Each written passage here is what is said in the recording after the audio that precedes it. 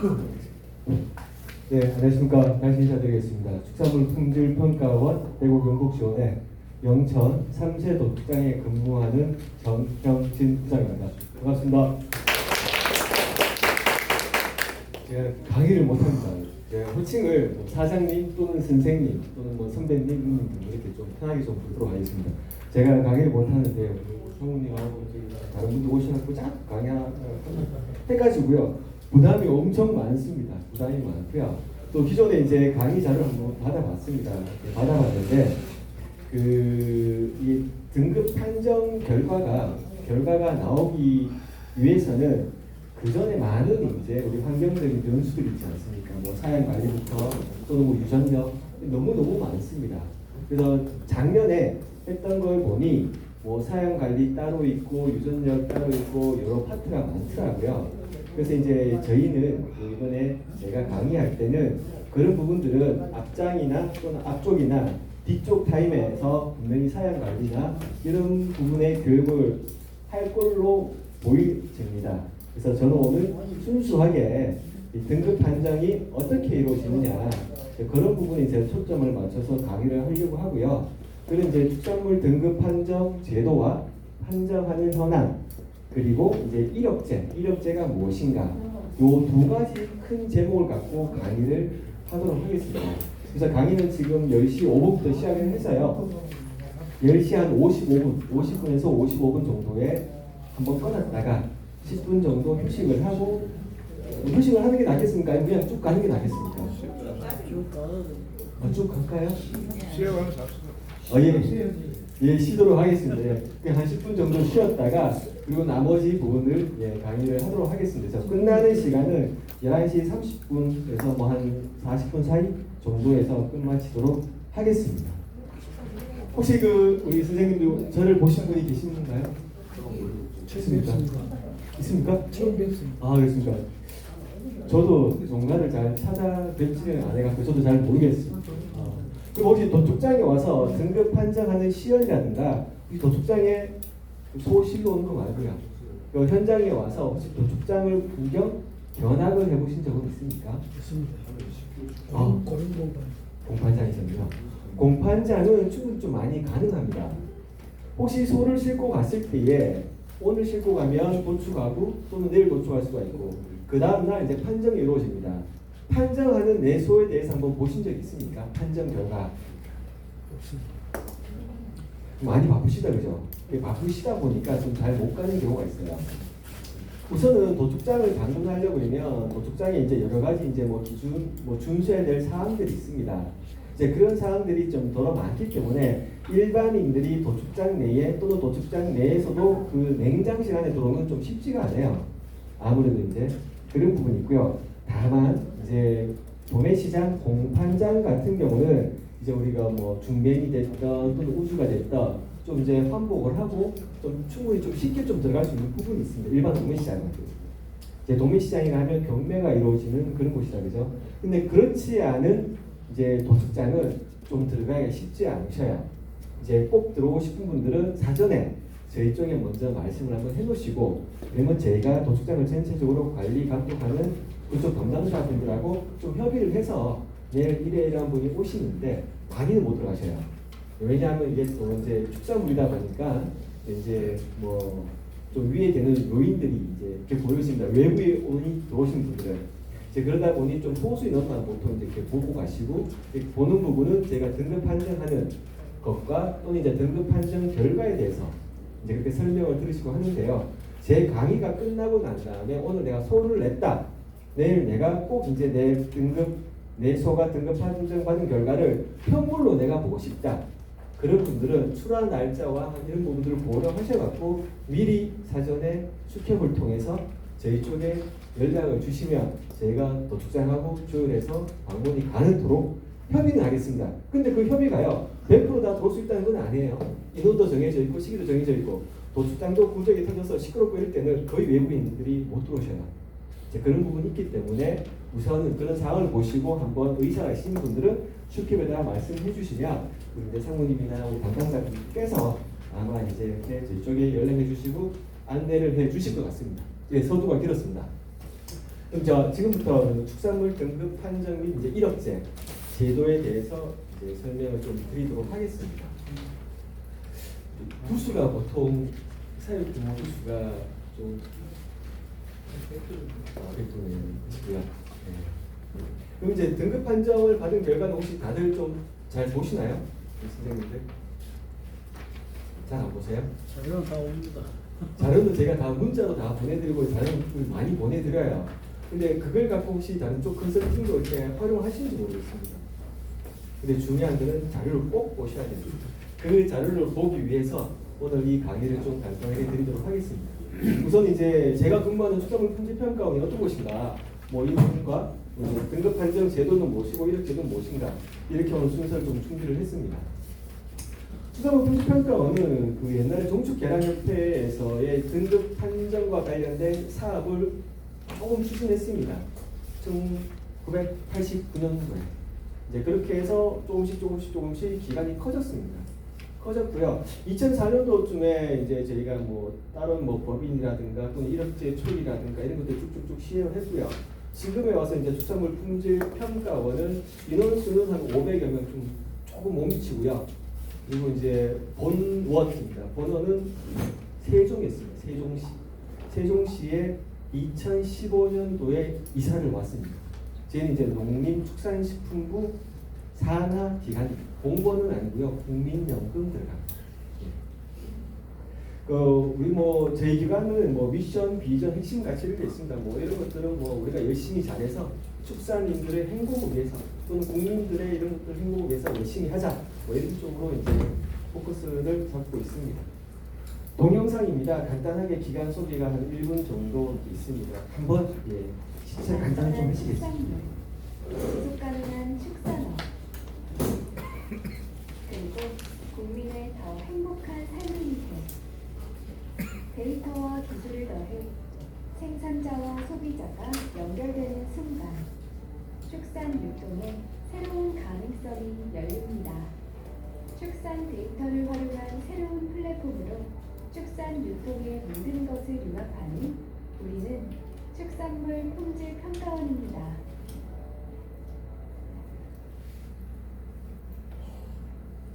네, 기간 소개. 우리는 지금까지 축산에 안심을 더하고 국민에게 진심을 다하기 위해 끊임없이 혁신해 왔습니다.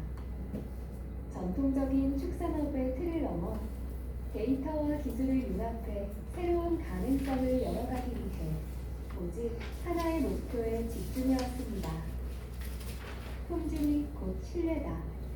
그 신념은 오늘날에도 변함없이 이어져 7가지 국내산 축산물에 대한 과학적이고 객관적인 품질 평가로 국내 축산업의 기준이 되고 있습니다.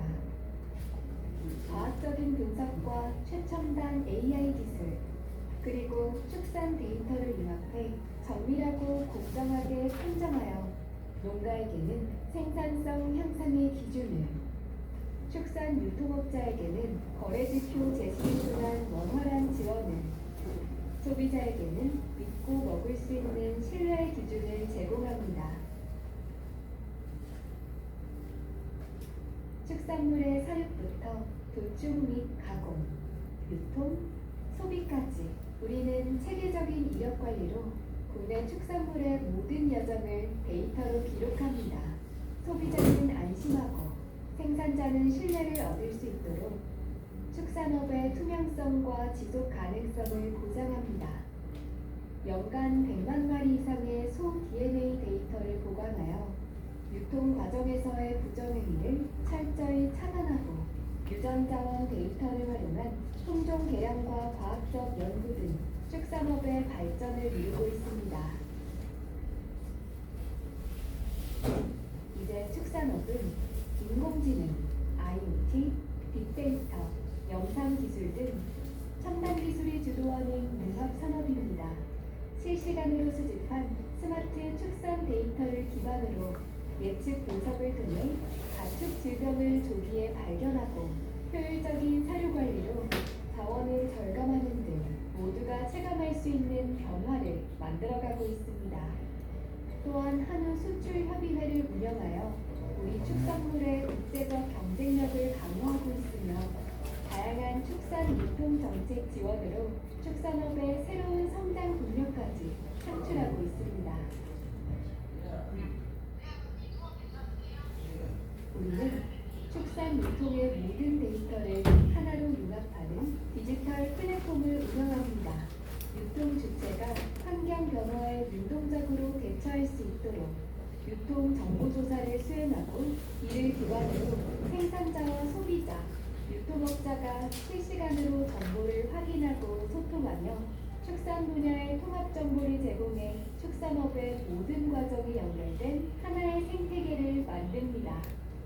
이와 함께 서류 간소화 및 업무 효율화로 축산유통 산업의 효익을 극대화하고 효율적인 수급 조절과 생산 관리를 돕도록 수급 예측 및 정보를 제공하고 있으며 디지털 전환을 기반으로 실시간 온라인 유통 환경을 조성하여 거래가 편리하고 시장이 안정적으로 운영될 수 있도록 다양한 성과를 창출하고 있습니다.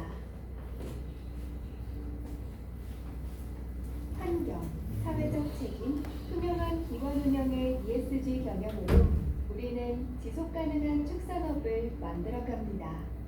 이를 위해 축산업의 탄소 배출을 줄이고 생산비를 절감하는 친환경 축산업으로의 전환을 지원합니다. 국민과의 신뢰를 최우선으로 누구나 쉽게 축산물 관련 데이터에 접근할 수 있도록 투명하게 공개하고 있으며 열린 소통으로 소비자와 생산자의 목소리를 직접 듣고 반영하여 정책과 사업의 실질적인 변화를 만들어냅니다. 데이터와 기술이 융합되고 사람과 환경이 연결되는 새로운 시대에 축산물 품질 평가원은 품질을 넘어 신뢰를, 기술을 넘어 가치를, 그리고 현재를 넘어 미래를 만들어갑니다. 축산 유통의 모든 데이터가 하나로 융합될 때 그곳에는 더 나은 내일이 있습니다. 대한민국 축산 유통의 밝은 미래, 축산물 품질 평가원이 함께합니다.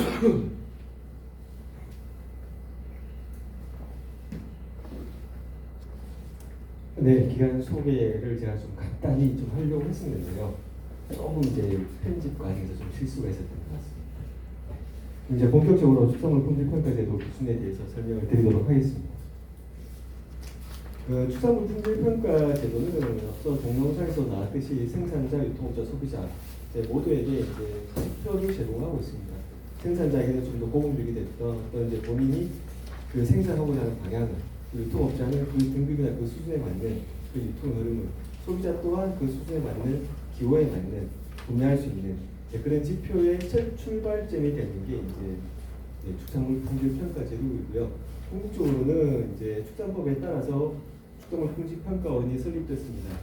그게 이제 원래는 국외산 이제 축산물이 들어오면서 국내 축산물의 경쟁력 강화, 그렇게 경쟁력을 강화시키다 보면 농가 소득 증대, 축산물 품질의 향상이 함께 따라오기 때문에 그렇게 해서 이 품질 평가 제도가 최초 만들어지게 되었습니다.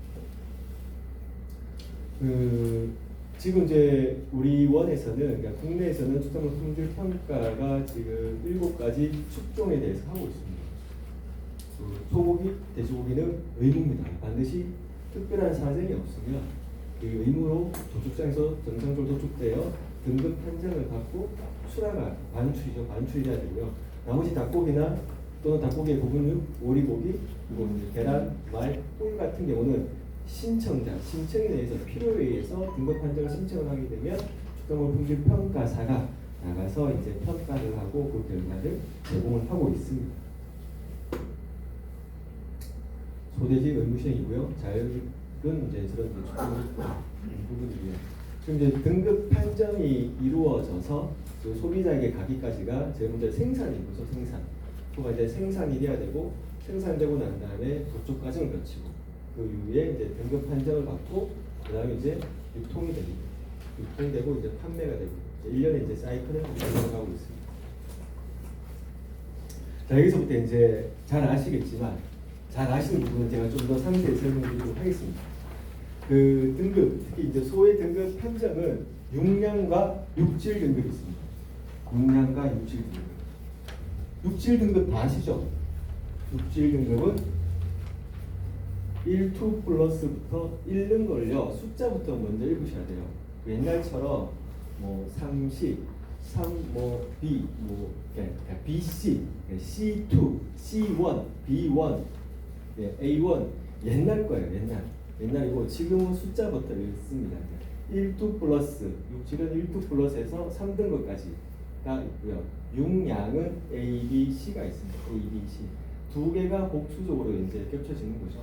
용량은 3개 등급, 육질은 플러스 해서 6개가 있습니다. 그래서 3 곱하기 6 하면 18개 등급이 나고요. 그리고 이제 등외 등급이 있습니다. 등급을 부여할 수 없을 만큼의 도체가 심하게 손상되었거나 기타 등등의 이유로 이제 등급 판정을 받지 않는 경우는 이제 등외 등급을 부여를 하고 있습니다. 자, 용량 등급 같은 경우는 판정 항목이 등지방 두께, 등심 단면적, 도체 중량을 갖고 판정을 합니다. 용량 순수하게. 그리고 이제 전반적으로 외관 상태만 한번 봅니다. 너무 비율이 떨어지지 않느냐, 뭐 도체중이 160이나 150처럼 왜소하지 않느냐, 이런 것도 이제 저희가 평가에 반영을 하고 있고요. 이게 이제 용량 등급이고, 육질 등급은 근내 지방도, 육색, 지방색, 조직감, 송숙도를 보고 육질 등급을 판정을 합니다. 등급 표시는 보시는 바와 같이 1, 2 플러스 1 플러스 1등급, 2등급, 3등급 6개 등급으로 표기를 하고 있습니다. 이 부분은 그 다음 장부터 다시 또 자세하게 또 설명을 드리겠습니다. 먼저 소등급 판정 육량 등급입니다. 육량이라면 이제 흔히 말해서 고기의 양입니다. 우리가 먹을 수 있는 고기의 양이 얼마나 많으냐, 또는 얘가 얼마나 비육이 잘 되어 있느냐, 이런 게 좋으면 육량은 A로 가고요. 불가식 지방이 많거나 왜소하거나 이런 친구들은 육량이 C로 갑니다. 육량을 제가 측정할 때는 3가지 요소였습니다. 첫째는 등심 단면적.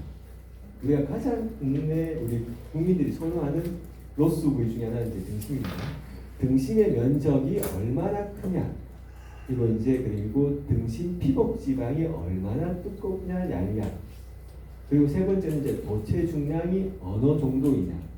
이 3가지 요소와 좀 전에 말씀드렸던 전반적인 비육 상태를 보고 이제 저희가 육량을 판정을 합니다. 이때의 도체 중량은 도축되고 난 다음에 중량을 측정합니다. 이때의 도체라 함은 살아있는 생체에서 머리, 사지, 그리고 내장을 적출하고 그리고 이제 방역을 하고 난 상태가 도체입니다. 생체는 다 살아있는 거죠. 도체는 머리, 사지, 내장 적출, 방역 한 부분이 이제 도체 중량입니다. 요 3가지를 갖고 육량 등급을 판정을 합니다. 면적은, 등심의 면적은 가운데 사진입니다. 가운데 사진처럼 이렇게 이제 저런 면적 측정자로 재고 있고요. 그리고 이제 등지방 두께는 밀리미터까지 표기가 되어 있는 자로 측정을 해서 이제 그 수치를 측정을 하고 있습니다. 우리가 혹시 그 확인서 또는 이제 확인서는 보통 소비자나 유통거래 하신 분들이 많이 확인을 하고 있고요. 그리고 이제 확인서 안에는 용량지수가 나오고 또 여러분들이 그 농가 결과 통보서나 이런 걸 받아보면 용량지수라고 표기가 되어 있습니다. 용량지수에 대해서 들어보셨습니까? 용량지수는 이제 소도체의 정용량 예측치를 도체 중량으로 나누어 산출하는 것입니다. 쉽게 얘기하면 아까 여기 앞단에서 지금 가장 오른쪽에 있는 사진이 도체단이죠. 저 도체에서 피복지방, 지금 이런 부분들은 피복지방이지 않습니까? 불가식 지방이잖아요. 그죠? 이런 걸 도려내고 뼈 발라내고 순수 고기양을 우리가 적육이라고 합니다. 그래서 적육을 이걸 지수화해서 나타낸 겁니다. 이 도체가 살아있는 걸 잡았는데 이 도체에서 그리고 적육량은 얼마나 넣을까? 그거를 지수화시키는 게 용량지수입니다. 이 용량지수의 범위에 따라서 용량 등급인 A, B, C가 나누어집니다. 이제 여기까지 이해가 다 되셨습니까? 혹시 그 궁금하신 사항 있으면 그냥 쉽게 말씀해 주셔요. 그럼 이제 우리가 용량지수는 산식이 있습니다. 이 산식은 2019년도에 아마 최종 개정이 될 것 같고요. 지금 현행적으로 이제 뭐 저희 생산단체나 특히 유통하시는 분들이 용량지수가 조금 개선이 되어야 된다, 많이 바뀌어야 된다라고 얘기를 좀 많이 하고 있습니다. 그 이유는 이 용량지수 산식이 만들어졌을 때가 연구했을 때가 18년도쯤이고 최종적으로 확정된 게 아마 19년 12월부터 아마 도입이 됐을 겁니다. 그때 당시에 소의 평균 도체중이 거세 기준으로 도체중 440조에 됐어요. 근데 2024년도 작년 말 기준으로 소의 평균 거세 우의 도체중은 470 후반에서 480 초반 정도 나옵니다. 그러니까 벌써 이게 40kg가 차이가 났어요. 근데 그 40kg 차이가 난 거가 고기의 양 또한 분명히 몇 킬로씩 차이가 있겠죠. 지방량의 차이가 있겠고. 근데 유통하시는 분들이 한두 마리 유통하시는 게 아니라 뭐 한 달에 뭐 그냥 1000마리대 많이 하시는 분들 까시는 할 수도 있겠습니다. 보통 많이 하시는 분들이 한 달에 이제 100단위대를 많이 하셔요. 하루에 뭐 3, 40마리 도출하시면 한 달에 20일 근무하면 거의 뭐 600에서 800도 나옵니다. 그렇게 하시는 분들이 이 고기의 양이 3kg, 4kg가 더 늘어나고 없어지는데 분명히 이게 금전적으로 크겠죠. 지금 뭐 한우 1플러스의 고령의 지금 평균 단가가 18,000원대 왔다 갔다 합니다. 그 정도 했을 때 3kg 정도를 얘기를 한다면 하루에 매일 그죠? 그 금액이 무조건 크겠죠. 그래서 이제 이런 용량지수가 좀 개정이 필요하다는 의견이 있습니다. 자, 그러면 용량지수 A, B, C에 따라서 우리가 용량 등급 A, B, C로 나눠집니다. 그 용량지수 저 산식법에서 65점, 62점 조사하면 52 이상이 되면 A가 나오고요. 60.40에서 62.25, 요 52, 요 사이가 되면 B가 나오고 60.40 미만이 되면 C가 나옵니다. 산식은 외울 필요 없고요. 그냥 이렇게 아시면 돼요. 그 용량은 등지방 두께 배체장근 단면적이라 되어 있습니다. 그죠? 저게 등심 단면적이에요. 그럼 도체중 이런 걸로 해서 이제 계산이 되는데요. 그 다음에 조금 이제 재미있는 부분이 있습니다.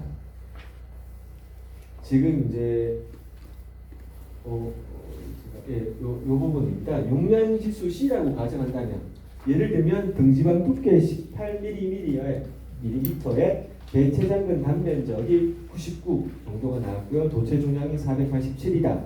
이거를 좀 전 앞에 있는 위에 있는 산식에 대입하면 60.17 정도가 나옵니다. 60.17. 근데 용량지수 B는 60.40에서 62.5입니다. 그죠? 도체 성적이 이렇게 나왔다면 용량지수가 B가 안 되고 C입니다. 근데 조금만 개선이 됐으면 B가 될 수 있었겠다. 그죠? 근데 보통 도매시장에서는요, 용량 등급 A와 B, B와 C의 관계가 한 등급 차이가 보통 30, 35만에서 많게는 40만에 넘어갑니다. 혹시 그 사실 알고 계십니까? 네. 도매시장이 그러하면 여러분들의 소를 사갖고 가는 누군가와 거래를 할 거 아닙니까? 그죠? 그 상인분, 파시는 그 상인분, 그분들도 똑같이 그렇게 정산을 해주실 거예요. 근데 용량지수 C로 표기하잖아요. 네. 예를 들어 C1, C2 뿌리라 하면 그러면 지수의 수치도 표기합니까? 확인서에 나가 있고요.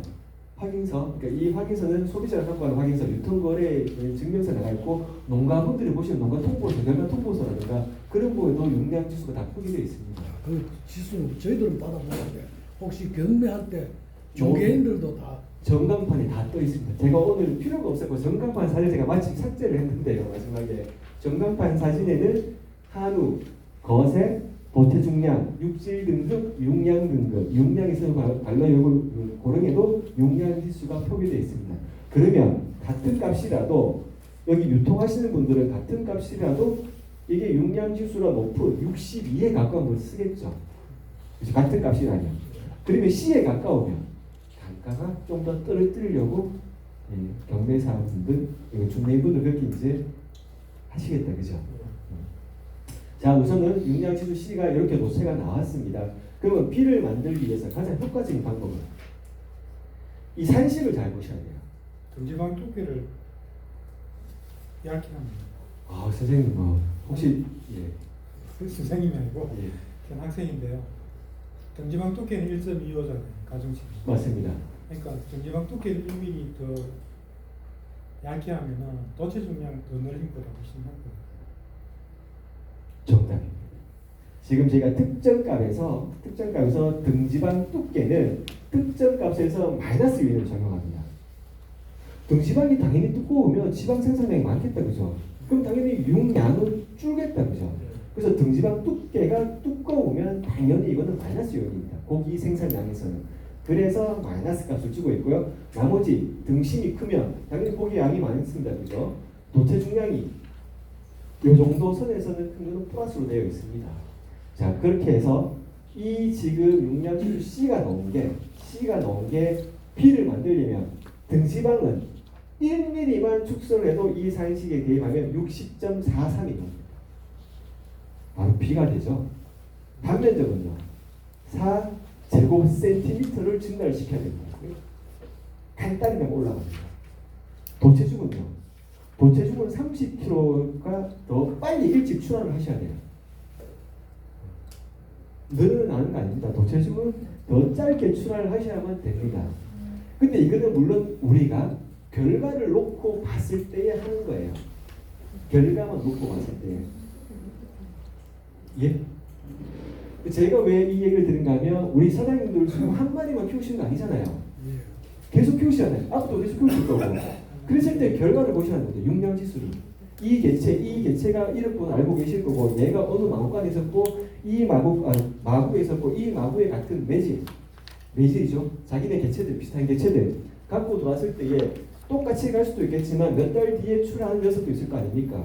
그러면 앞에 먼저 출하한 녀석들이 이러한 패턴으로 왔었다면, 그러면 뒤에도 그 친구들은 우리 사장님들 사양 패턴이 바뀌지 않는 이상 몇 달 뒤에 출하할 건데, 얘를 앞에 거하고 3개월 차이가 나는데 얘를 그렇게 사양 관리를 바꿨을까요? 안 바꿨을 겁니다. 그럼 그게 비슷한 값이 나온다는 거죠. 물론 조건은 유전력이 같다고 놓고 봤을 때예요. 그죠? 그러면 그 3개월 뒤에 출하할 녀석을 그럼 내가 어떻게 만들 것인가? 그래서 이번에 출하했던 결과물을 꼭 보셔야 된다는 얘기입니다. 그래서 용량지수는 이렇게 제가 설명을 드리겠습니다. 이제 육질을 나누겠습니다. 육질은 제가 좀 왔다 갔다 합니다. 저도 지루해가지고요. 죄송합니다. 육질은 제일 중요한 거는 이제 등심 단면에 있는 근내지방도죠. 저는 BMS라고 합니다. 근내지방도가 가장 중요한 포인트를 차지하고요. 그 다음에 이제 고기 이 단면에 육색은 1번부터 7번까지가 있고요. 육색이 7번이면 가장 나쁘게 제가 평가를 합니다. 아무리 1, 2 플러스 마블링을 갖고 있더라도 육색이 7번이면 강제로 지금에서는 2등급으로 떨어집니다. 지방색 같은 경우는요, 7가지가 있습니다. 1부터 7까지가 있고요. 지방색이 보통 저희가 정상으로 보는 게 4번까지를 봅니다. 근데 이제 5번이 되거나 6번이 되거나 7번 되면 육색처럼 그냥 강제로 하향시킵니다. 2등급. 그리고 왜 이 7번, 각각 7번일 때에 왜 갑자기 하향을 시킬까요? 우리가 생산을 했을 때 여러 가지 요인이 있습니다. 제가 정답은 아니에요. 여러 가지 요인인데 일본의 사례를 말씀드리겠습니다. 일본이 동일한 1등급을 소비자가 구매한다고 했을 때 똑같은 마블링이 1등급입니다. 용량 ABC 고려하지 않습니다. 기호도 조사에서 일본인들은 같은 1등급인데 일본인이 가장 선호하는 것은 육색입니다. 소비자들이. 우리가 소를 키우는 거는 소요가 있어야, 소비가 있어야 그래서 이렇게 원활하게 생산하고 판매를 합니다. 지방색도 그렇습니다. 여러 가지 있겠으나 사람들이 봤을 때 혐오스럽다는 겁니다. 불편하다는 겁니다. 먹기. 가장 구매가 땡기지 않는다는 거죠. 그래서 이제 정상 범위들을 저희가 설정을 했던 거고요. 물론 이러한 제도들은 제가 일본 제도와 여러 나라 제도를 만들어서 이렇게 했고 외국 같은 경우는 간단히 말씀드리면 1940년대부터 해서 뭐 60년대에 시작됐고 우리나라는 1989년부터 첫 단추를 시작해서 90년, 91년도부터 본격적으로 했습니다. 그러니까 서양이나 일본은 저희보다 최소한 30년에서 50년 빨리 등급 제도를 도입을 했습니다. 이런 얘기는 어디 가서 많이 들으셨죠? 자, 그래서 육색과 지방색이 기준, 사람들이 선호하는, 소비자가 선호하는 색이 있다는 거. 그걸 벗어나게 되면 유통이 안 된다, 어렵다는 거예요. 안 팔린다는 거예요. 근데 육질 등급을 판정하는데 제가 들은 바로는 네. 예를 들어 건내 지방 지수가 뭐 9라 하더라도 8구라 하더라도 육색이나 지방색에서 어느 한 곳이 가장 낮은데 기준에서 등급을 판정한다는 이야기를 들었거든요. 맞습니다. 지금 마블링이 지금 이쪽에 9번이 이제 이 친구가 2 플러스가 나왔습니다. 육질이 2 플러스인데 육색도 3번, 4번, 5번이 되면 제가 2 플러스로 이렇게 취급을 합니다. 근데 7번이 되면 강제로 2등급을 줍니다. 근데 이 친구가 예를 들면 마블링은 1, 2 플러스, 건내지방도 1, 2 플러스, 육색은 예를 들면 여기 넘버 1, 얘는 1등급입니다. 그죠? 근데 지방색은 7번이에요. 그러니까 2입니다. 그러면 1, 2 플러스, 건내지방도 육색 1등급, 지방색 2등급, 최저 등급을 부여합니다. 2등급입니다. 네, 그래 된다 그래. 예, 맞습니다. 지금 제도는 그렇게 되어 있습니다. 다음 페이지 넘어가겠습니다. 자, 사진 이제 보여드리면 제가 가려서 죄송합니다. 이렇게 이제 넘버 3, 이 앞에서 한번 설명 간단히 드릴까요? 저희가 이제 1, 2 플러스 같은 거는 표기가 7번, 8번, 9번으로 갑니다. 근데 저희가 이제 현장에서는 평가사는 7은 두 가지가 있습니다. 7에 1, 7에 1. 7번 대 중에서 좋은 거, 좀 더 좋은 거. 8번 때는 좋은 거, 좀 더 좋은 거, 아주 좋은 거. 9번 때도 이제 그렇더라고요. 다시 말해 6번은 1 플러스인데 1 플러스는 저희가 세부적으로는 5단계가 나눠집니다. 이걸 다 합하면 27개 나옵니다. 27개 등급이 있습니다. 세부적으로. 근데 우리 소비자나 생산자분들에게는 아마 이 6개만 이제 표기가 거의 되고 있을 겁니다. 뭐 간단히 사진 한번 보시죠. 넘버 3 2등급입니다. 3번과 넘버 3, BMS 넘버 3과 넘버 4는 2등급이고요. 지금은 이제 넘버 4, 5, 1등급은 없습니다. 넘버 6, 1 플러스입니다. 1 플러스의 마블링 사진이고요. 8번 때 1, 2 플러스입니다. 이게 이제 근내 지방도 보고 있는 거고요. 이게 이제 육색입니다. 육색은 이제 요거는 뭐 4번. 지금 이제 화질이 그렇습니다. 저희가 사진 찍어도 지금의 우리 해상도 컴퓨터 해상도라든가 여러 문제 때문에 이렇게 어두운데요. 요거는 솔직히 좀 더 밝습니다. 되게 선홍빛깔 밝고요. 요 정도는 보다 좀 더 밝고요. 얘는 딱 이 정도 색깔로 넘버 6번 색깔입니다. 7번은 가끔 나옵니다. 가끔 DFD라 그래가지고요. 아주 스트레스 많이 받거나 이랬을 때에 조금 이제 여러 가지 뭐 유전, 환경 이런 부분이 있는데요. 요렇게 이제 저희가 어쨌든 도축되고 난 다음에 육색도 육질 판정을 하면서 저희가 이제 보고 있는 부분이고 지방색입니다. 화질상에서는 큰 차이가 안 보일 거예요. 근데 이게 육안으로 딱 보면요. 7번 같은 경우는 거의 이런 색깔이에요. 금태 같은 색깔이에요. 현장에서 보고 되게 깜짝 놀라요. 제가 속가 싶은데요. 이제 그렇게 색깔이 이제 확 틀리죠. 물론 사양 관리에서 사료의 영향도 있습니다. 사료의 영향도 있고 그리고는 이제 질병의 영향도 있고요. 그리고는 이제 약물에 대한 영향도 분명히 있다고 보여집니다. 이제 그리고 난 다음에 육질 중에서도 이제 조직감입니다. 조직감은 이제 뭐 좋고 나쁘고를 따라서 제가 이제 5개 그룹으로 보고 있습니다. 5개 등급으로 나누어져 있습니다. 지금 이제 마지막 맨 하단에 여기 가운데 다니는 조직감 5번이라는 게요. 거의 지금 보면 여기 자세히 보이시는지 보시면 함몰되어 있습니다. 함몰. 이 근육과 이 등지방 두께, 이 지방층하고 이게 함몰되어 있다. 분리가 되어 있습니다. 등심 푹 꺼져 있어요. 그리고 조직감이 되게 안 좋고요. 그 수분 삼출량도 많습니다. 고기에서. 그래서 보습성도 아주 떨어지고요. 이런 것들은 아무리 마블링이 좋다 하더라도 이제 제가 좀 낮은 등급으로 가는 부분이 있고요. 성숙도 같은 경우는 지금 한우 거세 같은 경우는 보통 이제 뭐 빨리 출하신 분들은 27, 8개월, 조금 늦으신 분들은 31, 2, 더 늦으신 분들은 더 늦게도 출하하시는데요. 보통 한우 거세는 성숙도가 한 3번대에서 4번대 많이 나옵니다. 3번대에서 4번대가 많이 나오고요. 요 사진의 기준점은 이렇게 사진을 보시면 잘 이해가 안 가실 거예요. 그래서 제가 동영상을 드리겠습니다. 지금 암소도 다 있잖아요. 그죠? 암소집 있잖아요. 그래서 제가 조금 있다가 여러분들의 이해를 돕고자 동영상을 준비를 했습니다. 그걸로 설명을 대신하겠습니다. 바로 제가 동영상이 거세입니다. 34개월형이고요. 제가 어느 분이 키운 소인지는 모르겠어요. 제가 이제 성숙도와 상관이 뭔가 하면 설명을 한번 드리도록 하겠습니다. 소의 엉덩이 부분이고 거세입니다. 거세 엉덩이가 그리고 현수가 되어 있습니다. 거꾸로. 제가 수동을 했는데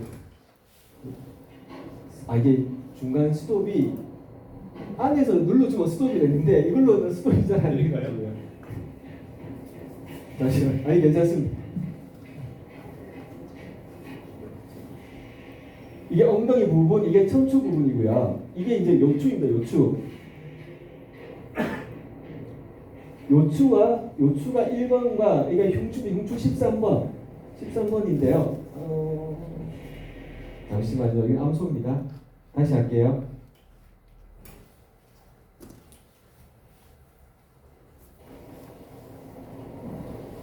등심의 절개면은 요추 1번과 흉추 13번으로 자릅니다. 요추는 6개가 있고요. 흉추는 가슴뼈는 13개가 있어요. 요추의 첫 번째 마디와 흉추의 13번째 마디를 잘라서 등급 판정을 합니다. 등급 판정 면을 보고요. 지금 보시면 제가 마디를 6개 잘랐어요. 요추 6개 잘렸고요. 여기가 흉추 13번부터 1번까지 있습니다. 그 위에는 채끝이고요. 요 밑에는 등심입니다. 요까지는 아시죠? 자, 이렇게 보면 이제 이 친구는 이제 E2 플러스 마블링인 거고요. 왜 한번 잘랐는가는 제가 잠시 뒤에 다른 사진으로 설명을 한번 드리겠습니다. 흉추는 13번째까지가 있는데요. 좀 전에 성숙도는 흉추의 1번, 바로 목심뼈, 그 다음 흉추뼈의 기준으로 하고 있습니다. 그 뼈가 어느 정도 고라가 되는가에 따라서 성숙도가 1번부터 9번부터 나눠주고요. 성숙도 3번, 거세의 30몇 개를 표면 이게 13번째 흉추예요. 고라가 됐습니다. 고라. 끝에가 고라. 이게 우리가 가시돌기라 그러고요. 얘가 가시돌기 끝에 있는 연골이라 그럽니다. 얘들 하얗죠. 연골이 안 됐습니다. 쭉쭉쭉쭉쭉 살려보면 10, 13, 12, 11, 12, 9, 8, 7, 6, 5, 4, 3, 2, 1 이게 1번이에요. 1번 저렇게 깨끗합니다. 근데 아까 13번째와 12번째와 11번째는 빨갛습니다. 고라가 시작됐습니다. 이게 전형적인 성숙도 3번입니다. 거기서 고라가 한 중간쯤이나 좀 더 내려오면 4번. 마지막 1번까지 고라 흔적이 다 되어 있으면 5번. 그럼 6번부터는 마지막 1번이 어느 정도 더 고라가 됐느냐. 그 고라의 분포도 따라서 이제 7, 8, 9가 나누어집니다. 자, 다시 한번 정리하겠습니다. 이거 다시 안 돌릴게요. 이게 13번째 흉추뼈예요. 위에 있는 거는 요추 1, 2, 3, 4, 5, 6입니다. 그죠? 근데 얘만 보는 게 아니라 요추뼈의 이 단면 얘도 보고요. 밑에 천추도 봅니다. 근데 그거는 까지 설명드리면 너무 복잡하니까 13번째가 이렇게 고라가 됐다는 거. 그죠? 고라가 시작됐다는 거. 살짝 있지만 여기서부터는 고라가 없다는 거. 그리고 이제 당연히 성숙도 3번은 흉추 1번, 목심 쪽에 있는 가슴뼈 1번은 고라 진행이 전혀 안 됐다는 거. 자, 성숙도 7번입니다. 성숙도가 몇 번 되면 등급이 육질 등급이 하향되는 줄 아십니까? 맞습니다. 성숙도 8번, 9번 되면 육질 등급이 하향됩니다. 한 단계씩. 1, 2 플러스는 1 플러스로, 1 플러스는 1등급으로, 1은 2등급으로. 다들 아시죠? 그럼 이제 성숙도 7번까지 그러면 내가 갖고 갈 것이냐? 성숙도 7번 때 내가 판단해서 내가 이걸 출하할 것이냐? 아니면 이 소가 뭐 흉매들 좋고 다 좋아서 좀 더 키워갈 것이냐? 그러니까 그 구분은 우리 사장님들이 잘 하셔야 돼요. 경제적으로 따졌을 때, 그죠? 자, 그러면 성숙도 7번을 한번 보겠습니다. 암소 65개월.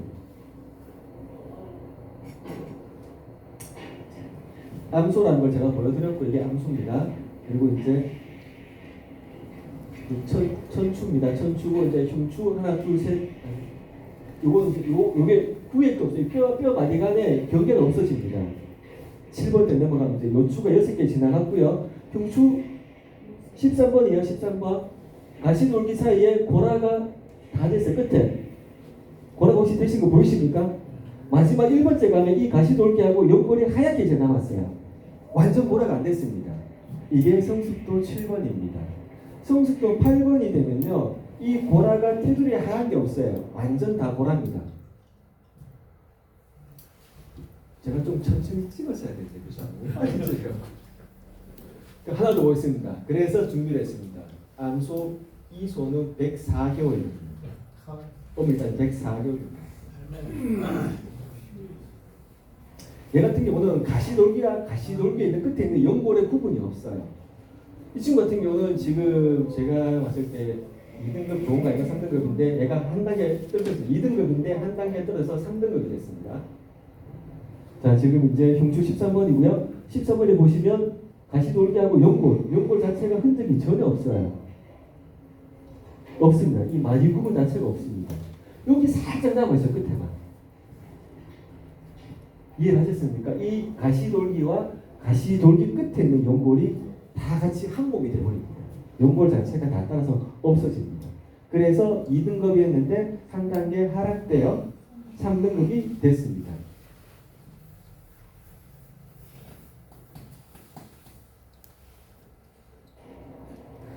처음에 보여드렸던 거세 34개월입니다. 다시 한번 보여드리는 이유는 뭔가 하면 가시돌기와 가시돌기 끝에 있는 연골을 다시 한번 설명드리고자 이 동영상을 다시 한번 더 틀어드립니다. 여섯 번째 65431 요추의 65431 1번 때와 흉추의 13번 때를 절개하고 이 절개면이 우리 판정하는 등신 단면적이고 이 면을 저희가 면적을 측정을 하고 등지방 두께를 재고 마블링을 본다는 거. 그죠? 요 유사한 동영상은 뒤에 한 번 더 나옵니다.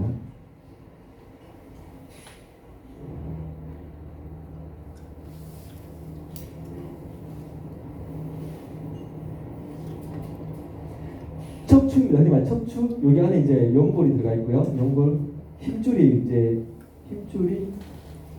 힘줄이 여기 안에 요 뼈 안에 있는데 자 이게 이제 가시돌기 톱을 잘라보면 좀 잘렸어. 이게 연골 가시돌기 끝에 있는 연골 가시돌기 연골이라고 합니다. 연골 하얀색 연골 요렇게 이제 구분된다는 거. 가시돌기 뼈와 뼈 끝에 있는 연골. 이제 가시돌기와 연골을 이해하셨죠? 예, 넘어가겠습니다. 저희들은 바쁘니까요. 36번은 이제 보셨습니다. 소를 등급 판정하고 나면 이제 용량 67 등급에 대해서 설명을 드렸고요. 하자가 발생할 수 있습니다. 하자. 지금 우리는 하자가 6개가 있습니다. 엄밀히 따져보면 5개인데요. 기타까지 포함해서 6개입니다. 근출혈. 도축 전에 모세혈관이 터져서 도축 후에 방해를 했을 때 등급 판정했을 때에 이 모세혈관이 터져서 점처럼 보입니다. 이게 근출혈이죠. 수족, 근육 사이, 근육과 지방 사이 또는 근육과 근육막 사이, 지방이 근육과 근육막 사이, 근육막과 지방 사이에 이제 놈이죠. 고름 같은 것들 넣는 거. 그게 수정이고요. 근염은 보통 마블링이 많이 끼어 있는 소에서 잘 나옵니다. 주로 거세에서. 그리고 마블링이 잘 끼어 있는 암소에서. 왜 잘 나온가 하면 이렇게 되어 있습니다. 근섬유가 괴사예요. 근섬유, 근육이 너무나 과한 영양분을 받았어요. 괴사는 죽었는 게 제가 봤을 때는 과한 영양분. 지방이 과도하게 축적된 근육으로 근지방증, 이제 지방 치환육 등으로 나타난다 했는데 그렇게 바뀌는 거죠. 살코기가 완전 지방덩어리로 바뀌는 거예요. 그게 근염인 거고요. 외상은 물리적 자극, 즉 충격이죠. 외부로부터 물리적 충격이 와서 멍든 겁니다. 멍든 거 그대로 놔두면 그냥 외상인 거고요. 도축 검사관이 그거에 너무 심화돼서 도려내면 제거가 되는 거예요. 근데 이 친구가 어떤 친구가 이제 안타깝게도 쓰러졌어요. 이 친구가 쓰러지다 보니까 배 양지도 끓기고요. 그러고 난 다음에 겨우겨우 도착 와서 이제 도축이 됐어요. 그러면 배 쪽 양쪽 쫄기다 보니까 상처가 많이 됐다 그죠? 내 체중이 전부 이렇게 바닥에 다 쓸렸으니까 그러면 이게 수정이 다 낍니다. 그리고 피멍도 많이 들어있고 근출혈도 발생합니다. 그게 심하다 보면 이제 또 도려도 내죠. 이렇게 복합적으로 있는 것들은 저희들이 이제 기타로서 많이 날인하고 사진도 많이 찍어두고 있습니다. 그래서 이제 기타는 앞에 이게 있는 근출혈, 수정, 근염, 근육 제거, 등 외에 또 복합적으로 해준 걸 저희가 이제 기타로 나열하고 있습니다. 그래서 여러분들에게 건축을 뭐 현장에서 평가사가 보는 건축은 이렇습니다. 얘는 사진이고요, 그죠? 얘는 사진입니다. 얘는 지금 아까 전에 보시면 13번 흉추에서 위쪽으로 이 표면에 지금 건축을 이렇게 냈는데 이게 좀 화질이 좀 안 좋은데 좀 잘 보이십니까? 제가 칼을 닦았을 때 이렇게 있는데 이 단면입니다. 절단면. 그럼 반대도 그럼 당연히 있겠죠, 그죠? 도체가 절단되니까 똑같이 있습니다. 자, 그러면 동영상을 보시죠. 이 동영상은 등심에서 발견된 건축입니다.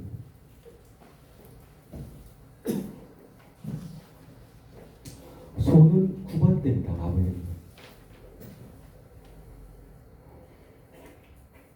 언뜻 보면 잘 안 보여요. 언뜻 보면. 근데 제 평가사들이 진짜 좀 매의 눈을 많이 갖고 있어가지고요. 공정한 등급 판정에서 한번 파봤습니다. 그러면 이 잘 보이시는지 모르겠습니다. 잘 안 보이는데. 자, 이 건축 점이 잘 이게 더 확대가 됐으면 괜찮은데요. 지금 점이 색감은 좀 잘 보이면 저렇게 나가는데 보통 그 흉추뼈를 3개, 4개 정도까지 쭉 나가 있습니다. 그냥 그쪽 등심은 유튜브 하시는 분들은 못 쓴다라고 이제 생들을 쓰는 거죠. 그분들 입장에서는 또 농가분들 입장에서는 겨우 점 몇 방울 있는데 그걸 갖고 또 건축도 찍었느냐 또 이렇게 또 항의도 하시고 합니다. 근데 이제 가장 국민들이 선호하는 부위가 이제 또 등심이고 한데 등심에서 나오는 건축이거든요. 지금 밑에만 있지 않습니까? 반대편 위에 체크체에서 있겠습니까 없겠습니까? 있을 수 있죠. 있습니다. 저희가 이렇게 해서 이렇게 파내기가 힘들어서 그렇지 위에 올려다 보면 다 있어요. 그걸 또 파내기가 또 쉽지 않습니다. 또 저는 이제 현수된 상태에서는 그러다 보면 밑으로 이제 팝니다. 또 한 번 더 확인하는 거죠. 이게 건축이죠. 근염은 좀 전에 그랬습니다. 이제 좀 과다하게 지방이 축적되어 지방창이 등분을 바뀌는 겁니다. 이렇게 보시면 이 근육의 색깔과 얘가 뭔가 좀 다르지 않습니까? 그죠? 얘는요 눌러보면 폭신폭신해요. 얘는요 되게 딱딱합니다. 완전 틀려요 느낌이. 얘는 등심에서 발생한 건데 마블링 보세요. 9번대 중에서도 거의 뭐 중간 최고 상입니다. 그죠?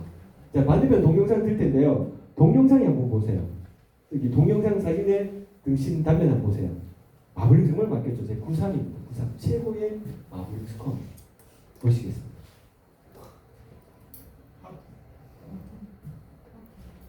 등심 단면도 또 100개인가 120 가까이 됩니다. 자 지금 피복되어 있는 지방의 옆구리에 저희가 칼을 넣어봤습니다.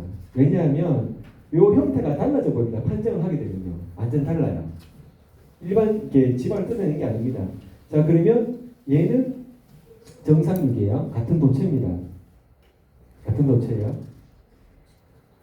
색깔 한번 보세요. 이 색깔, 고기의 선홍빛 색깔 하고 등심육하고 정상육 색깔입니다. 정상육 색깔. 근데 반대편 보시면 완전 비교가 되죠. 그죠?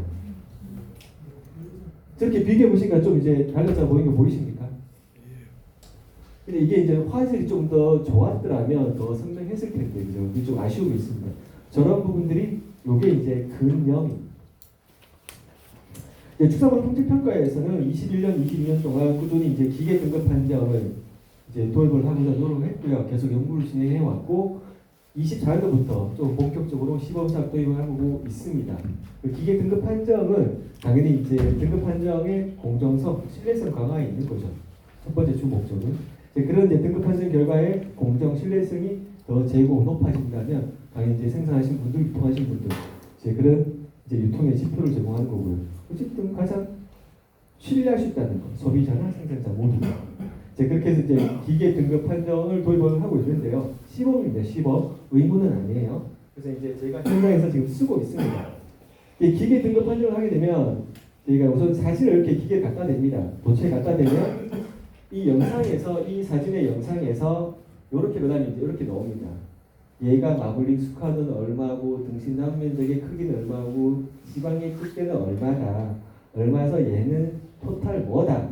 라고 나옵니다. 그래서 지금 인공지능을 접목시켜서 영상 처리하는 이 항목은 등지방 두께, 등심, 단, 면적, 마블링, 그리고 육색, 지방색을 지금 기계로 하고 있습니다. 이제 특히 육색하고 지방색 같은 경우는 아직 좀 보정을 하면서 같이 하고 있고요. 이 모든 것들이 이제 저희가 같이 인력도 같이 검증을 합니다. 저희가 뭐 1등급인데 싶어서 의심스러운 개체들도 한번 찍어보기도 하고요. 또 순수하게 기계발 또 판정하는 경우도 있고요. 지금 이제 그렇게 저희가 운영을 하고 있습니다. 영천에서는 다른데 고령하고 대구 경북에 있는 고령과 안동과 영천에서 시범적으로 운영하고 있고요. 다른 쪽은 운영을 안 해요. 안 하고 있습니다. 시범 사업이라서 그런 부분이 있는데요. 이 부분 이제 동영상을 좀 준비를 했습니다. 동영상 보시기 전에 이제 확대된 사진입니다. 기계로 찍고 나면 지금 테두리 보시면 이게 제가 찍은 거 아니에요. 기계가 찍은 거예요. 기계에서 찍은 것들을 이렇게 제가 이제 붙여놓은 거예요. 테두리가 보이시죠? 이 기계가 찍은 사진입니다. 마블링 찍고 만적 찍고 등지방 두께 찍고 기계가 좀 똑똑합니다. 저렇게 잘합니다. 자, 그럼 이제 간단하게 이제 기계 등급 판정은 제가 뒤에서 다시 한번 설명을 드리고요. 이거는 이제 저희들이 민간분들에게 또는 이제 유통하시는 분들 그리고 이제 소비하시는 분들에게 이런 얘기를 저희가 좀 해드립니다. 품질 평가사가 공정성, 신뢰성을 높이기 위해서 부단히 노력을 많이 합니다. 라고 얘기를 하는데 얼만큼 어떻게 하는지 이제 여러분들이 좀 잘 모르시는 부분이 있는 것 같고요. 또 한편으로는 뭐 너네 뭐 친한 뭐 지향, 동향, 뭐 동문, 친척 그렇게 해서 뭐 판정하는 소들은 등급이 좋고 나머지 일면식 없고 모르는 사람들은 뭐 등급을 뭐 대충 뭐 이렇게 하는 거 아니냐 이런 얘기도 듣기도 합니다. 근데 그게 아니라는 걸 이제 말씀을 드리고자 하는데요. 지금 55분입니다.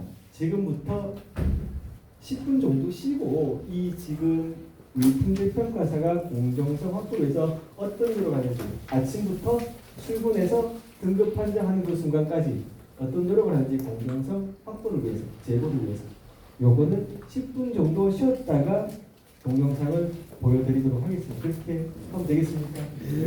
네, 알겠습니다. 그러면 11시 5분부터 다시 강의 시작하도록 하겠습니다. 됐습니까? 네. 두 번째 시간 시작하도록 하겠습니다. 추성훈 품질평가상은요, 저희가 이제 아침에 출근해서 먼저 자기 스스로를 테스트를 합니다. 이 테스트가 로그인에 다 남아요. 그래서 반드시 이제 테스트를 하고 그러고 난 다음에 이제 현장을 가고 현장 갔을 때 2인상의 작업 복장 같은 경우는 근무자가 눈높이 격을 다시 맞춥니다.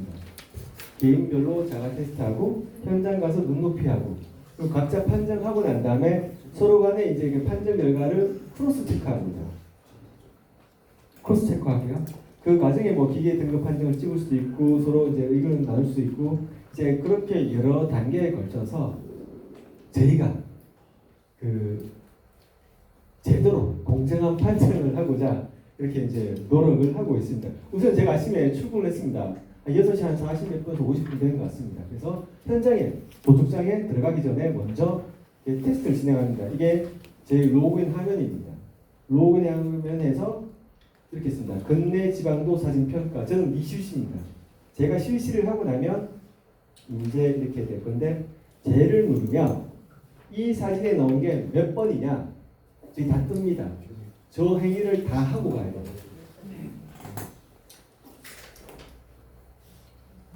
근데 참 죄송합니다만 100점이 잘 안 나와요. 저희들도 수천 장이 아니라 거의 한 10,000여 장이 있기 때문에 저희들도 잘 안 나와요.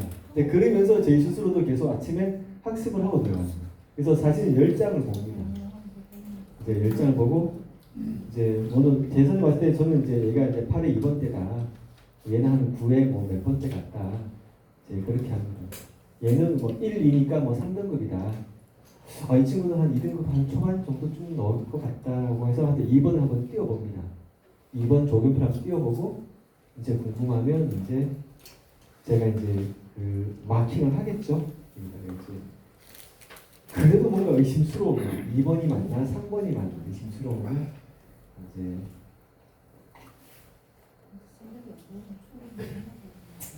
이번이 되는구나 이렇게 이제 선택을 한 것 같습니다. 이 사진을 보고 다시 이제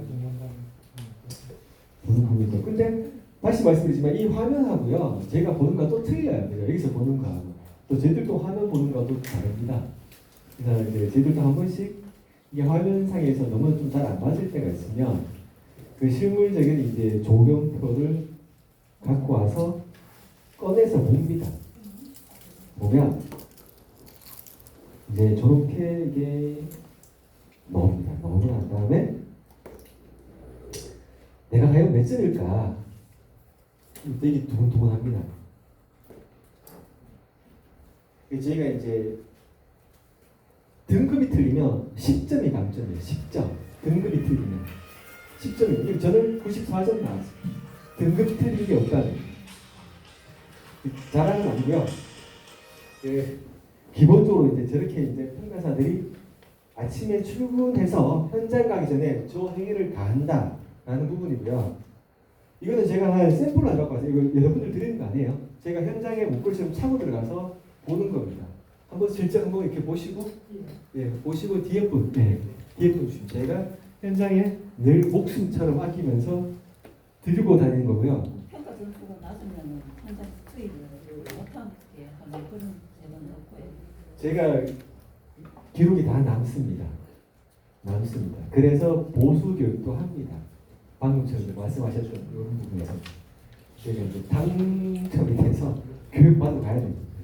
열심히 교육을 받으러 가야 되는 거고요. 한 번씩 보시고 이제 뒤로 넘기시면 될 것 같고요. 그래서 저런 게 이제 저희만 보는 게 아니라 전국에 있는 분들이 저걸 다 보셔요.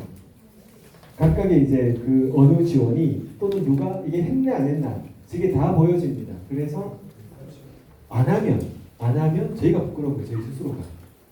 이건 저희가 출근 전에 이제 시작하는 거고요. 자, 그러면 저희들이 환복을 하고 이제 판정하러 들어갑니다. 냉장고에. 그 영천 도축장은 이렇게 생겼습니다. 여러분들 이제 실제로 못 가실 거니까요. 동영상으로 한번 보셔요. 근데 이제 바닥이 좀 끌려 있죠. 옛날 도축장이라서 이렇게 바닥에 끌려 있는데 보기가 안 좋습니다. 그죠? 위생상. 그러니까 맨열이 저렇게 이제 쭉 나여 있습니다. 지금 저렇게 여러 명이 모여서 보는 거는 이제 아침에 자가 테스트를 하고 현장 가서 같이 눈높이를 다시 한번 봅니다. 현장의 이제 실물을 보면서요. 그리고 지금 얘는 온도계, 신부 온도가 꽂아놓고 온도가 5도씨가 됐냐 안 됐냐 확인을 합니다. 근데 제가 5도씨가 안 되면 판정 보류를 합니다. 왜냐하면 0도에서 5도씨가 되어야만 등심의 마블링 발현이 잘 됩니다. 근데 이게 8도, 9도 가면 물컹물컹해요. 지방과 단백질이 구분이 잘 안 됩니다. 물컹물컹해서. 그러면 돈과 흔들면 손해예요. 그런 분이 있기 때문에 제가 온도 순수는 철저하게 지키고요. 지금 환경, 이런 절단면 같은 것도 봅니다. 좀 더 말씀드리겠습니다. 지금은 하이브 환장하면서 얘는 지금 조경 판장이 어느 정도 보이는데 너는 몇 번 정도 보이니? 뭐 이렇게 해서 이제 이 각각의 개체별로 보통 이제 10마리 이상 같이 합니다. 서로 돌아가면서 의견을 나누고 그리고는 흩어져서 각각이 판정을 합니다. 각자가.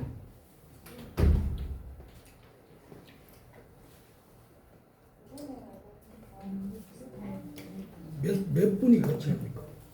휴가자가 있고 하면 어쩔 수 없고요. 보통 2명에서 5명 이렇게 합니다. 그건 2인 이상 작업자가 있어요. 2.2도입니다. 신부 온도가 2.2도면 냉을 정말 잘 받은 거예요. 근데 냉을 너무 잘 받아갖고 판정을 하면요. 유통업자들이 되게 싫어해요. 본인들이 유통할 때 녹아갔고요. 제가 찍었을 때는 경계선상 1등급과 플러스의 경계선상이 플러스를 나를 했는데 그때가 정말 발현이 잘 됐는데 이게 냉이 녹아갖고 자기네들 가게를 갖고 가면 이게 1등급 정도밖에 안 되다 보니까 뭐 클레임 같은 클레임도 오고 합니다. 예. 그런 부분이 있습니다. 자, 요거는 이제 간단히 이렇게 한다는 거 같고요. 그 다음에 이제 합의 판정입니다. 이제 각자 다 판정을 했어요. 판정을 하면 이제 도장을 찍습니다. 도장 찍는데 아침에 자가진단 테스트하고 그 다음에 아침에 눈높이 하고 그 다음에 각자가 다 판정하고 난 다음에 이제 도장을 날인한다. 최종적으로 판정을 딱 했을 때에 쭉쭉쭉 나옵니다. 마블링을 스코어를 불러주고 그 등급 날인합니다.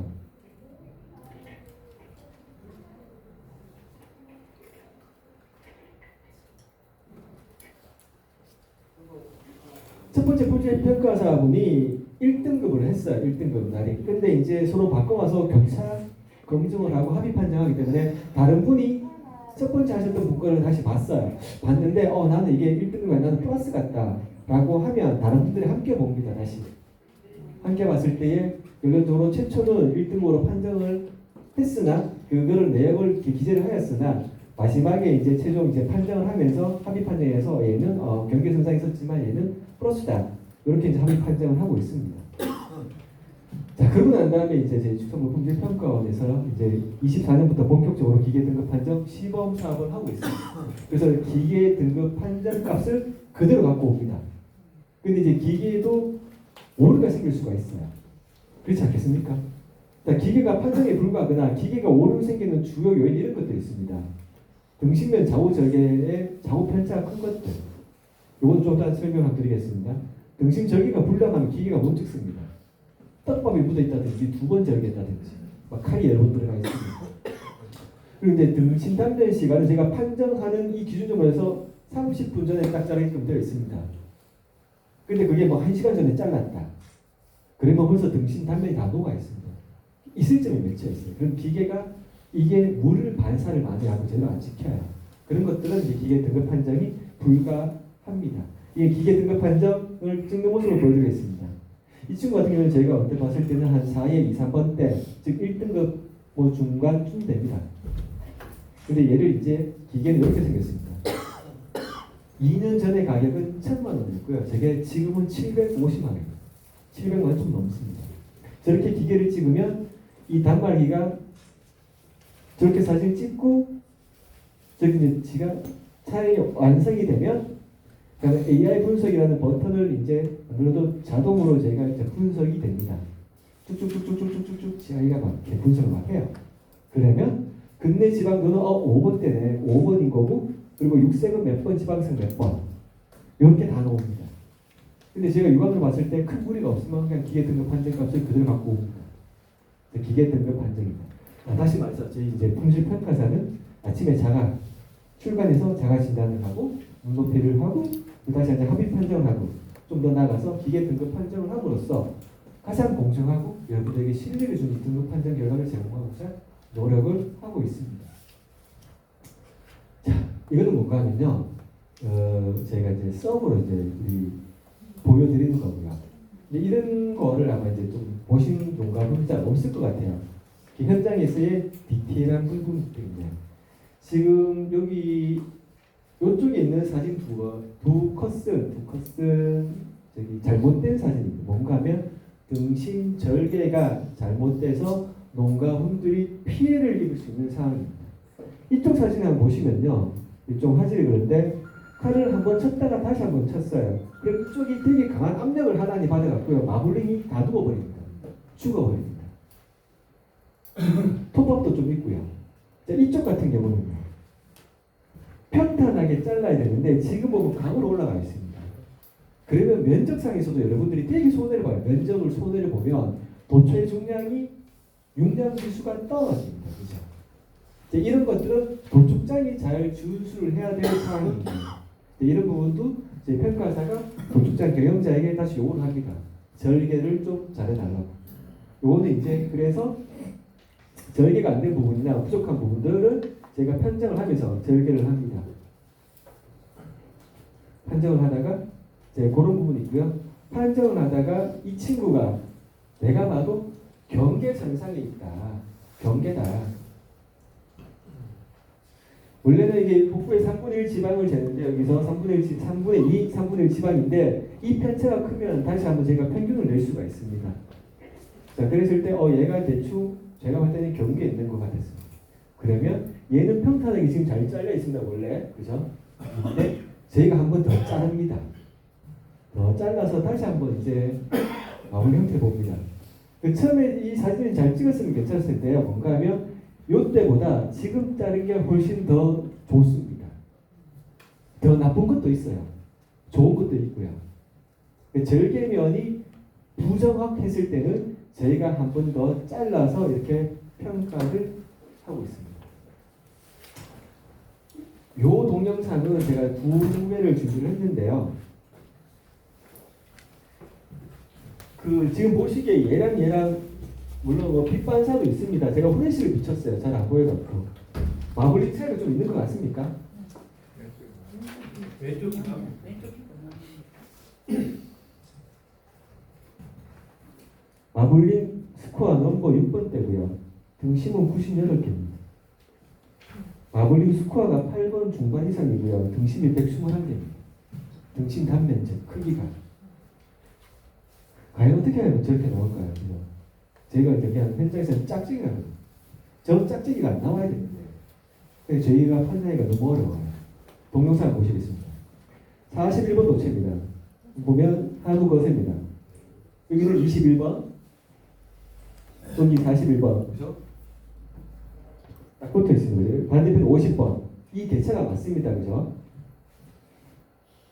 위에서 내려봤습니다. 제가 면적자를 갖다 냈어요.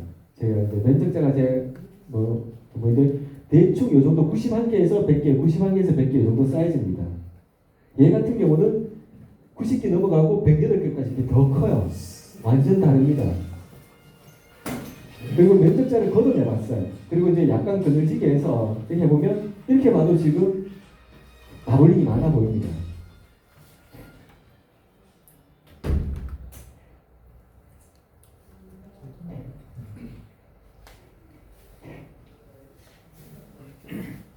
근데 반대편 보면 마블링이 완전 달라요.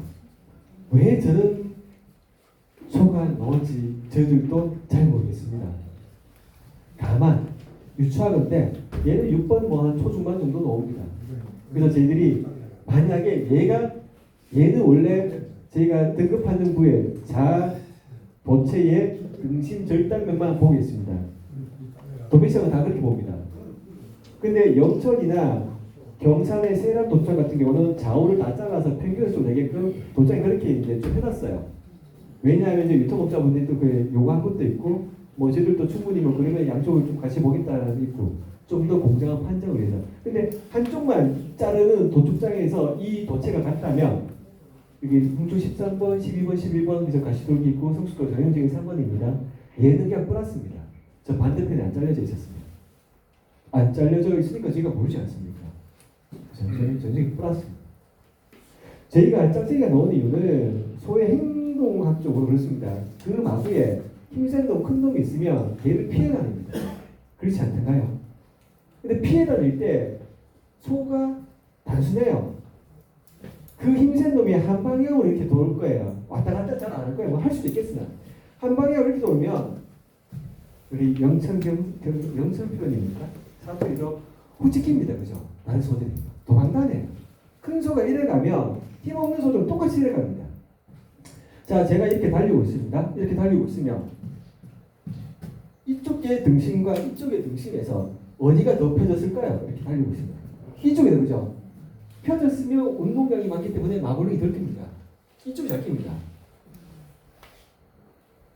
그래서 힘센 놈 있고 큰 놈 있고 썬들이 그러면 좀 마구 운영을 함에 있어서 조금 여유 좀 갖고 가시면서 분리를 좀 해놓으셔야 돼요. 그게 좀 좋지 않을까 싶습니다. 두 번째 영상입니다. 차이 좀 나십니까? 이제는 이제 아까하고 이제 다시 한번 비교를 한번 또 해보시죠. 예, 46번. 얘는 저희가 이제 한 번 좀 더 자른 부분이 있습니다. 얘도 뭐 마블링 괜찮습니다. 아주 좋습니다. 네, 저도 그렇게 보입니다. 근데 반대편은 엉성엉성합니다. 네. 제가 볼 때는 정말 잘 좋아요. 7번입니다. 7초반이. 근데 기계는 이게 지방으로 인식이 하고 아직 저희가 그 등급 판정하면서 섬세화는 아직 들어가 있지 않습니다. 근데 기계는 단위 면적당 지방 분포 양을 보기 때문에 이런 것들은 아마 이제 좀 상대적으로 사람이 판정보다 높게 나오는 경향치가 있습니다. 기계는. 근데 이게 짜갈라져서 그죠? 골고루 잘 퍼져 있으면 정말 그러면 뭐 7번 때라도 너무나 잘 퍼져 있기 때문에 이게 8번보다 또는 8번 같이 경매 단가가 높아집니다. 그렇지 않던가요? 사장님 그죠? 근데 이 소가 그러면 왜 여기는 입자가 굵고 얘는 이렇게 촘촘하게 암소처럼 잘 박혔을까? 저도 잘 모르겠습니다. 그 앞에 동영상과 좌우 개체가 다른 자 이거를 보시면서 그리고 우리 사장님께서는 현장에서의 품질 평가사가 이런 교육을 했으니 그다음부터 이제 사양 관리적 측면에서는 이제 뒤에 여러 교수님들 잘하신 분들 많을 겁니다. 그분들에게 이제 자문을 한번 보셔야. 이거는 제가 이제 부록으로 갖고 왔습니다. 25년도 전국 대비 영천시 반대 출하 성적입니다. 25년도 1월부터 4월까지입니다. 1, 2 플러스와 2 플러스 1등급 이하 근내 지방도 평균값 도체 중량 이런 것들입니다. 혹시 뒤에 다 보이십니까? 제가 일부러 그래서 좀 크게 좀 해놨거든요. 자, 등급 출연율 근내 지방도 1, 2 플러스인데 가장 저기 제가 왼쪽에 영천시가 37.6입니다. 전국 평균은 39.9입니다. 조금 낮죠? 1 플러스도 조금 낮습니다. 그러다 보니 1등급 이하는 좀 많습니다. 이게 저희 우리 사장님 거 아니에요. 영천시 전체 거예요. 사장님 거 아니에요.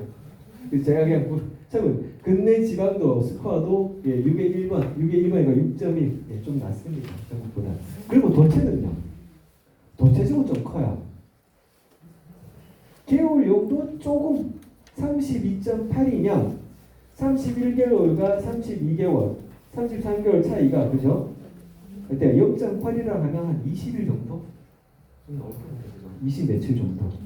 개월형은 조금 늦게 출하하시는 경향이 있고 등심 단면적 뭐 1제곱cm는 그렇게 큰 의미는 없는 것 같습니다. 조금 작지만 등지방 두께. 근데 문제는요. 체중이 좀 더 크고 전국 평균보다 등지방이 조금 두껍죠. 한 개 작죠. 이 세 개가 뭡니까? 용량 등급을 맞추는 이제 요소유잖아요. 용량 등급 산정이잖아요. 이렇게 작은 것들이 모여서 용량 지수가 낮아지는 거죠. 용량 지수. 두 번째입니다. 25년도 전국 대비 성적 용량인데요. 이게 제가 제목이 24, 25 이렇게 해야 되는데 잘못 적었습니다. 자, 24년도하고 그럼 25년도의 용량 등급 하루 거셉니다. 순수하게 용량 등급. 전국이 거세가 32.2가 나왔어요. 근데 영천 우리 간대는 23% 많이 떨어집니다. 시각에서 상대적으로 좀 많습니다. 그러면 25년도 1월부터 지금 4월 말까지 네? 토탈 몇 두가 출하는가 보면 1000두, 2000두 좀 넘습니다. 그죠? 한우 거세가 영천에서 이제 관내에서 출하된 소. 물론 그분이 좌우일 수도 있고 아닐 수도 있습니다. 그죠? 그런데 여전히 조금 A 등급, 용량 등급은 좀 낮아져 있어요. 왜 낮을지 이런 부분에서 이제 우리 사장님들이 이제 고민을 하셔야 하는 거죠. 여기까지가 이제 축산물 등급 판정 제도와 관련해서 설명을 드렸습니다. 간단한 기간 설명과 그리고 이제 축산물 등급 판정을 어떻게 해주고 그리고 이제 용량 등급과 육질 등급은 무엇인지 현장에 있는 사례를 갖고 제가 좀 설명을 드리고요. 여기 축산물 등급 판정 제도와 관련해서 혹시 궁금한 사항 있으면 간단하게 질문 하나 받고 바로 이렇게 넘어가도록 하겠습니다. 혹시 질문 사항 있으신지요? 네? 이력제에 대해서 넘어가겠습니다. 이력제는요, 제가 이제 축정이 다양해요. 그리고 단계가 있습니다. 생산 단계, 도축 단계, 유통 단계, 판매 단계. 근데 우리 선생님들은 한우, 품종은, 축정은 한우, 그죠? 축정은 한우, 그러고 난 다음에 이제 생산 단계지 않습니까? 그래서 제가 그것만 설명을 드리고자 합니다.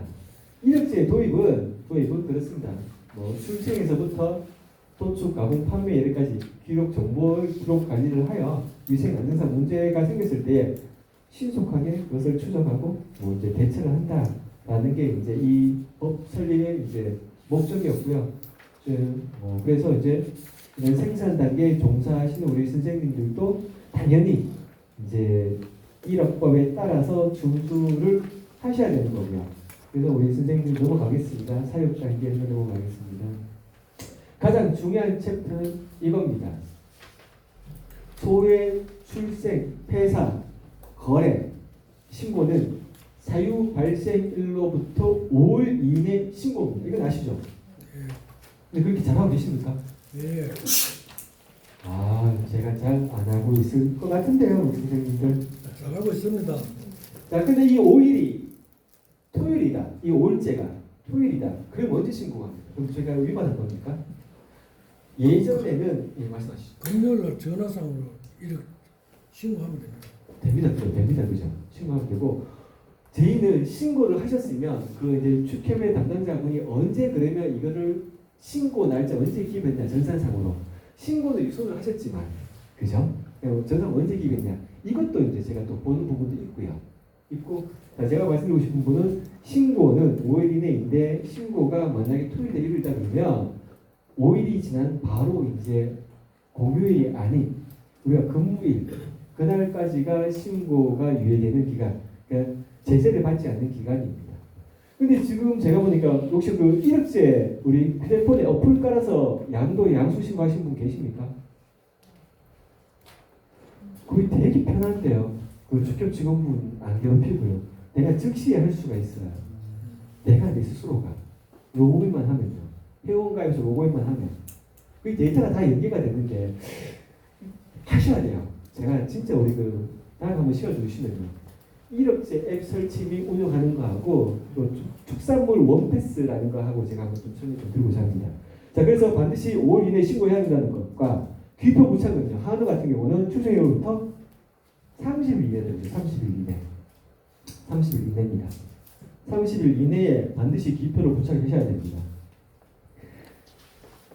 농림축산식품부와 그 우리와 축산물 품질평가원은 매년 이제 제가 이제 생산자 단체 축협을 방문을 해서 이력제 이행 실태 점검을 합니다.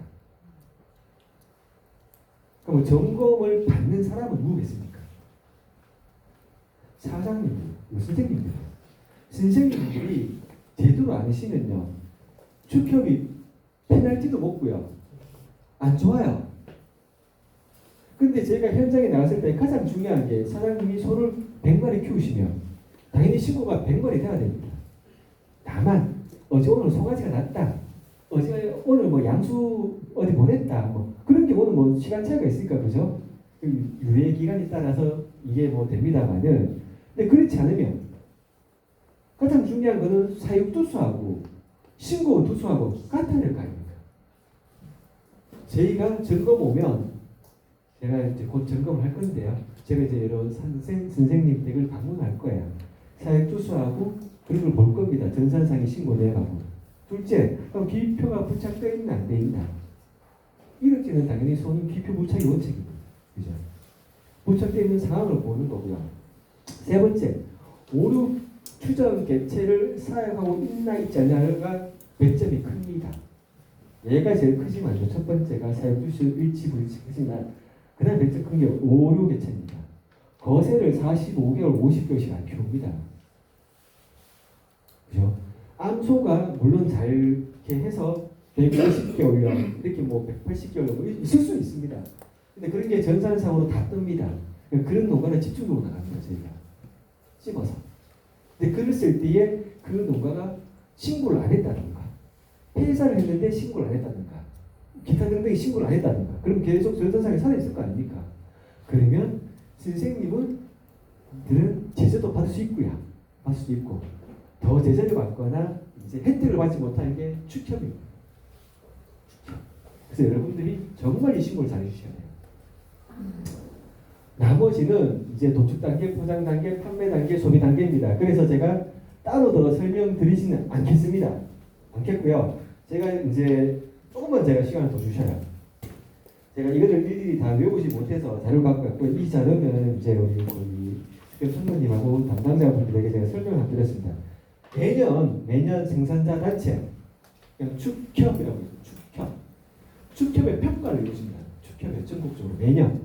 그래서 그룹이 그 축협의 지역 규모에 따라서 가나, 다라, 마바 6개 정도 나눕니다. 예를 들면 가구는 그 지역에 상시 5만 두 이상 사용하는 지역. 대표적으로 목포, 무안, 신안, 축산, 영암, 축산, 구미, 칠곡, 축협. 이 가구. 그럼 우리가 지역에 있는 영천축협은요. 영천축협은 제가 알기로는 다 그룹입니다. 23,000에서 33,000도 미만 사용하는 지역 다 있습니다. 가그룹에요. 작년에 구미 칠곡축협이 전국 3등을 했습니다. 시상금도 받고요. 회장님 상을 받았는데 고위에가 장관님 상이었어요. 그 다그룹 영천축협이 소속되어 있는 다그룹은 한 20여 개 조합이 있습니다. 20여 개 조합. 우리 축협 직원분들이 정말 잘해주셨는데요. 여러분들이 좀 협조를 안 하셔갖고 20몇 개 중에 10몇 위를 했어요.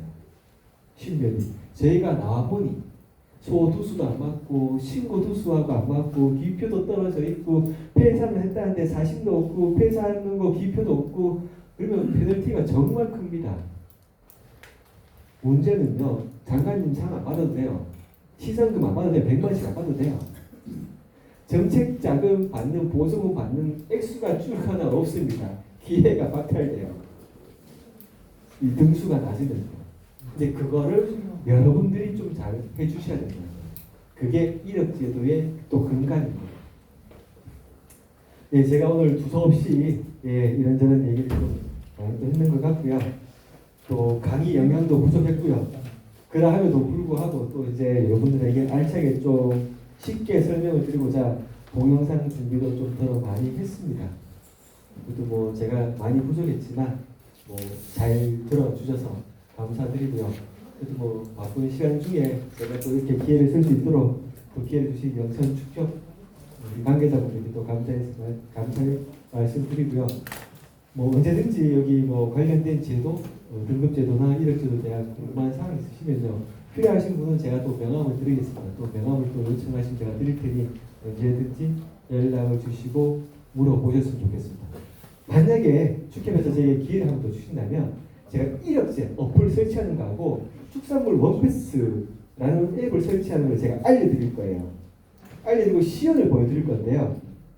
잠시만 제가 1분만 좀 더 주세요. 제가 그 사진 하나 띄운 거 좀 주세요. 제가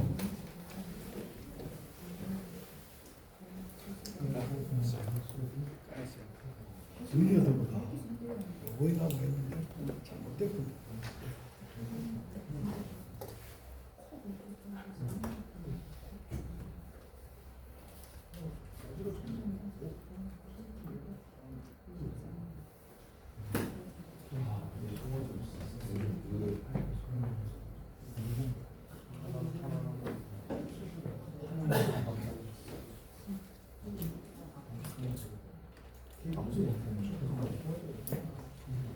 네, 지금 보시는 화면은 이제 PC상인데 PC상이고요. PC상이고 여기도 보시면 아세요. PC상에 축산물 원패스를 가입하게 되면 앱을 가입하게 되면 PC상에서 똑같이 이제 들어갈 수가 있습니다. 여기는 지금 유통업체인 뭐 가난축산물 쪽에서 저희에게 이제 아이디하고 비번을 공유해줬어요. 여러분들에게 안내를 시켜주라고. 뭔가 하면 여러분들은 농가입니다. 농가도 똑같이 이 사이트를 가입이 가능해요. 여기에 들어가면 내가 이제껏 내 이름으로 가입된 아이디에 생년월일이 들어가 있을 거 아닙니까? 거기에 모든 자료를 내가 다 볼 수 있어요. 등급 판정 결과를. 앱도 볼 수가 있고 PC도 볼 수가 있고. 더 좋은 건 뭔가 하면요. 저희가 기계 등급 판정은 시범사업이고 전국적으로 하는 데가 있고 안 하는 데가 있고 같은 독특장에서라도 100두를 오늘 도축했더라면 50두는 할 수가 있고 안 할 수가 있어요. 그 상황 여건상. 자, 그랬을 때 만약에 내 개체가 기계 등급 판정이 된 개체라면 여기에 들어가면 제가 화면 올려드릴게요.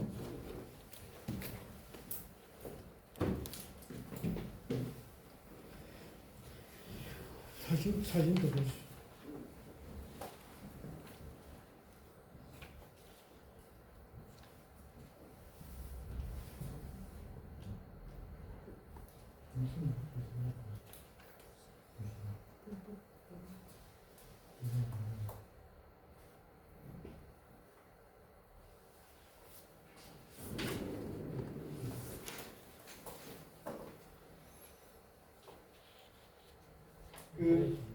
시간이 괜찮으시면 제가 아마 이게 오래 해주셨는데 로그 아웃 했다가 로그인을 한번 해봐 드릴까요? 그러면 사진이 확 나옵니다.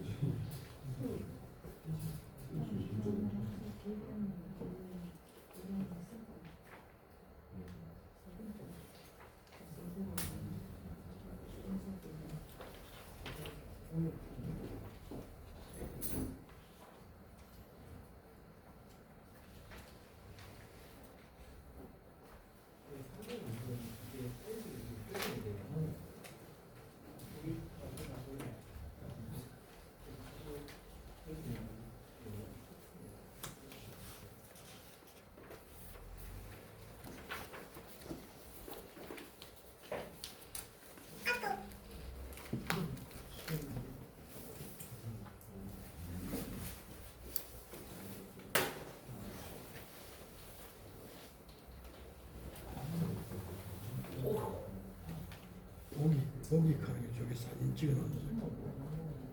기계에서. 오케이. 지금처럼 이제 우리 사장님들께서 출하소가 기계 등급 판정이 된 소라면 가입을 하면 들어가시면 이제 이미지라는 이제 창이 하나 생성이 됐어요. 그 생성됐다는 얘기는 기계 등급 판정으로 판정이 됐고 그중에서 다 전설로 다 연계돼서 사장님들이 볼 수가 있어요. 그럼 이 도체가 예를 들면 이셀 같은 경우는 뭐 한우, 거세구, 육주밀봉 이거에 있는데 등지방 두께 저 뒤에 그림 뒤에 보이죠? 등심 단면적은 얼마, 도체적 얼마 이렇게는 뭐가 있고 뭐 있고 그리고는 사진 누르면 이렇게 딱 뜹니다. 이게 이제 볼 수 있는 데가 축산물 원패스라는 곳이고요. 그걸 보시면 아까 사장님 말씀하셨듯이 본인의 집을 다 보시고 볼 수가 있고요. 1억제는 순수하게 제가 양도, 양수 신고, 회사 신고 다 할 수 있는 게 1억제세요. 뭐 다음에 뭐 기회가 된다면 제가 이 앱들을 어떻게 설치하고 어떻게 운영하는지를 한번 설명할 수 있는 시간이 있었으면 좋겠습니다. 그리고 오늘은 강의를 여기까지 마치도록 하겠습니다. 네, 고맙습니다.